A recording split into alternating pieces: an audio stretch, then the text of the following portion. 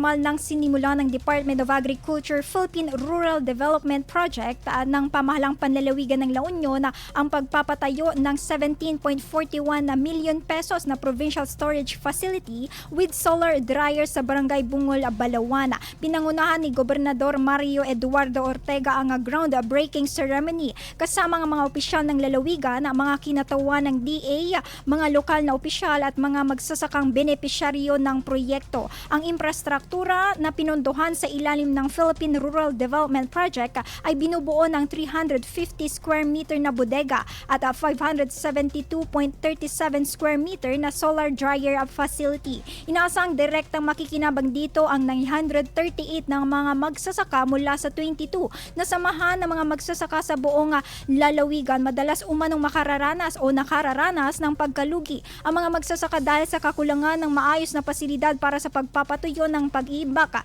ng mga ani, kaya naman magsisilbing tugon ang proyekto sa kanilang matagal ng suliranin. Kapag natapos ang pasilidad, magkakaroon ng sentralisadong lugar para sa wastong pagpapatuyo at pag-iimbak ng palay, mais, mani at munggo bago ito dalhin sa merkado. Inaasahan ding tataas ang halaga ng mga produktong agrikultural dahil sa mas maayos na pagproseso at paghawak ng mga ani. Inaasahan ding magbibigay ang proyekto ng malaking ambag sa pagpapaunlad ng sektor ng agrikultura sa La Union sa pamamagitan ng pagpapalakas ng agribusiness, pagpapahusay ng food supply chain at pagtaas ng kakayahang makipagsabayan ng mga lokal na produkto sa merkado. IFM News. IFM News.